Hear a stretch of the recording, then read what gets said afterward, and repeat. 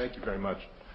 I knew that when we invited Christopher Hitchens to speak, we would draw a large crowd, and sure enough we have, and I am aware, all too painfully aware, that you are here to hear him and not me. So toward that end, let me skip over the elaborate introduction in which Mr. Hitchens' numerous books and essays would be enumerated at length to get to the matter at hand, short and sweet. So, I will not mention Letters to a Young Contrarian, published in 2001, which might be called a guidebook for the gadfly spirit of Socrates, written for the independently minded person who feels the need to zag when all the world is zigging, and which Hitchens wished to call a power of facing, in reference to George Orwell's famous quotation about needing to have the power to face unpleasant facts. And since I'm not bringing that up, I won't mention Hitchens' incisive volume, Why Orwell Matters, from 2002, nor the very recent introduction he's written for the new edition of Animal Farm in 1984. No, not a word of that, since if I were to do that, I might give you the wrong impression that Hitchens is simply an Orwell scholar, or enthusiast, which he is. But then I would also be eager to convey to you a fuller sense of who he is and what he writes about. I would be compelled to mention his other literary essays on Proust in last month's Atlantic, or John Buchan in this month's issue of the same magazine, or the scads upon scads of well-written and thought-provoking reviews in the New York Review of Books, the Times Book Review, and so on and so forth, in the regular column in Vanity Fair, or until recently in The Nation. And then, to disabuse you of the notion that he's merely a literary critic working in a journalistic mode, I would have to bring up his book, 2000's No One Left to Lie To, Hitchens' Manifesto Against the Dishonesty and Moral Bankruptcy of the Clintons. I'd probably also have to bring up his sworn statement before the impeachment committee that Clinton advisor Sidney Blumenthal had perjured himself in defending the president, an event which earned him the nickname from a fellow columnist at The Nation, Hitch the Snitch. And lest anyone get the idea that it's only Democrats Hitchens skewers, I might then feel the need to describe Hitchens' book, The Trial of Henry Kissinger, a compelling book and now documentary in which Hitchens argues that former Secretary of State under Richard Nixon, Henry Kissinger, is a war criminal whose crimes against humanity deserve to and must be punished according to all international law. And I suppose it would be best not to start down that road, since then you might get the idea that he's just a political writer, and I might have to discuss the missionary position, the controversial and indeed scandalous polemic against Mother Teresa, whom he observes provided a moral fig leaf to brutal tyrants and corporate millionaires by accepting their contributions not for the relief of the poor, but for missionary work advocating anti-abortion and anti-birth control policies, the hardcore positions of the Catholic Church. And I suppose that might get us into a discussion of other fundamentalisms, particularly Islamic, on which topic Hitchens took a strong stance in the weeks following September 11th, writing, quote, "The bombers of Manhattan represent fascism with an Islamic face, and there's no point in any euphemism about it. What they abominate about the West, to put it in a phrase, is not what Western liberals don't like and can't defend about their own system, but what they do like about it and must defend. It's emancipated women, it's scientific inquiry, it's separation of religion from state. Loose talk about chickens coming home to roost is the moral equivalent of the hateful garbage emitted by Falwell and Robertson, and exhibits about the same intellectual content." End quote. No, I'm not going to get into any of that, thank God. Although I don't think I'm allowed to say thank God. No, instead I'm going to keep it short and sweet and ask all of you to join me in welcoming our speaker for today, Mr. Christopher Hitchens, who will be discussing the moral necessity of atheism. Thank you very much.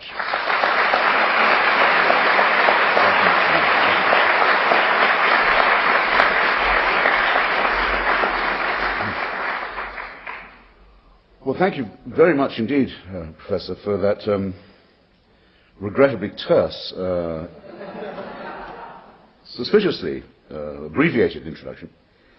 A resolution I've made really in the course of today is to come to Tennessee more frequently and more doggedly. It's not often in the course of a day that you can spend the morning at the Parthenon and then the afternoon in the dining room of Hogwarts School, which is where I now appear to be. Though from the very forbidding face of the divine that is confronting me at present, I can take what comfort I will from the fact that Hogwarts School at least teaches sorcery. The thing I like about the Parthenon, always have liked about it, the reason I devoted so much of my time to writing a book about it, is that though it did begin as the temple of a cult of a vanished goddess of Pallas Athena, and it did later become a Roman Christian church, a Byzantine Christian church, after a series of explosions and desecrations involved in both Eastern and Western Christian heresies, and after further explosions and detonations and desecrations became a mosque, and then for a very brief period in the 1940s was a specially consecrated temple to the National Socialist Nazi New Order in Europe. It had a swastika flag on the pediment of the Parthenon, which is a very degraded form of paganism. It has, after all these vicissitudes, come to the conclusion that I think we all have to come to in the end. It's become a temple of humanism and of the aesthetic and of the view that the proper study of mankind is man. And it's nice that in Nashville you can see it with the sculpture on the pediment, especially the horses of Selene as seen from underneath, which, thanks to the colonial depredations of the British Museum, you can't see in Athens itself. So be grateful for what you've got. In fact, as an immigrant to this country, part of the underlay of what I want to say to you this afternoon is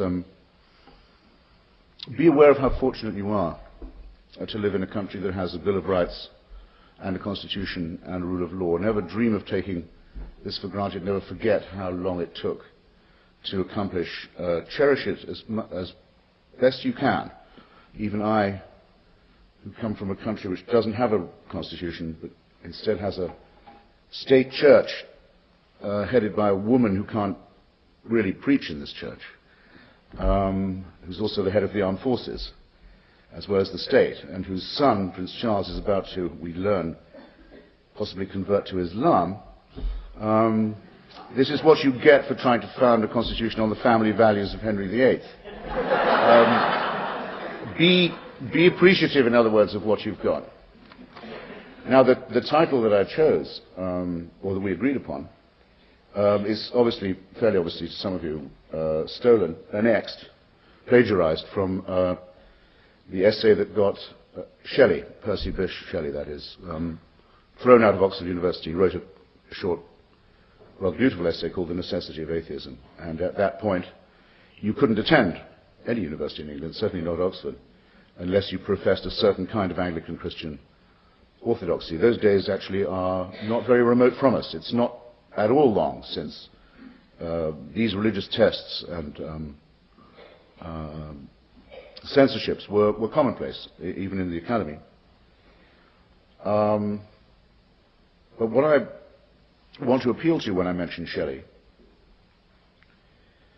is the tradition of, and also to attack, to reproach to some extent, is a well-known tradition of nostalgia among ex-believers. I think probably the largest community in the world at the moment of former members of different churches, former or lapsed members.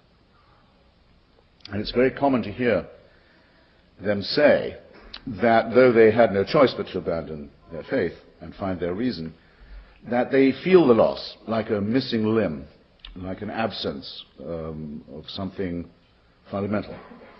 I suppose my first task, therefore, is to say to any such people who are here today, cheer up. The best such book that I know about was written by Michael Harrington, who some of you may remember. He was the author of The Other America, a wonderful study of poverty in this country that is credited with starting President Kennedy's war on poverty, President Johnson's, I mean to say war on poverty, but read by President Kennedy. He was a deeply devout ex-Catholic. He wrote a book called The Politics at God's Funeral, a reference that won't escape you, where he offered a sort of mourning for the departed.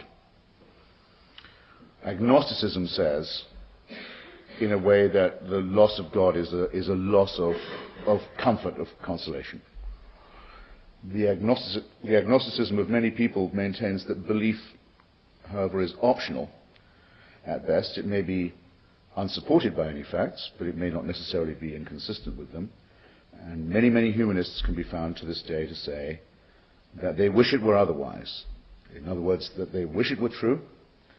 They wish the foundations of faith could be found in reason or in evidence, They regret the fact that it cannot, and they rest their case there.